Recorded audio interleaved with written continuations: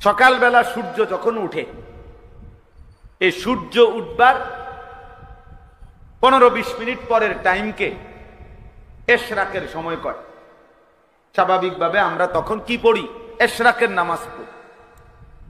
এর একটু পরে আবার এই সময় ঘন্টা খানিক সূর্য শুধু উঠতেই থাকে, বাড়তে থাকে। 1 থেকে 1.5 ঘন্টার ব্যবধানে সূর্য যেদ্দুর বড় হওয়ার, যেদ্দুর আলো ছড়াইবার, এটা পূর্ণ ছড়ায় ফেলে।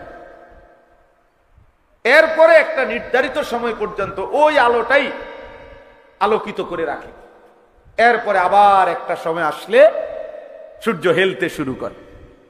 তো এই প্রথম যখন সূর্য ওঠে তখন আলো বাড়তে বাড়তে বাড়তে 1-1.5 ঘন্টা ব্যবধানে যখন পূর্ণ আলোকিত হয়, সূর্যটা ছড়িয়ে পড়ে আলো, ওই টাইমটাকে বলা হয় ওয়াক্তুদ দুহা, দোহার সময়, চাষতের সময়। যেটা আমগো বাপ চাচা, দাদারা, মা চাষিরা চাষতের নামাজ, নফল নামাজ পড়ে। আমার মারে আমি আজীবন দেখছি, মা নাস্তা খাইতেন না, কইতো মার অন্য চাষতের নামাজ বাকি রয়েছে। তা আমরা ছোটবেলায় কইতাম কি শাস্তের নামাজ, কি তা আবার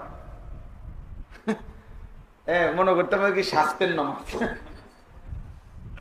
তো মা এই শাস্তের নামাজ না পড়ে এই 7:30, 8টা এরকম টাইম, এইটা না পড়ে মা নাস্তা করতেন না। তাইলে এইটারে বলা হয় ওয়াক্তুদ দুহা, দোহার সময়। কোরআনুল কারীমের মধ্যে একটা সূরাই আছে এবং কোরআনে আল্লাহ তাআলা এই সময়ের কসম করছে, ওয়াদ-দুহা ওয়াল-লাইলি ইযা সাজা। এই যে ওয়াদ-দুহা, এই দুহা শব্দের অর্থ এটাই, সকালের সূর্য পূর্ণ আলোকিত হওয়ার সময়।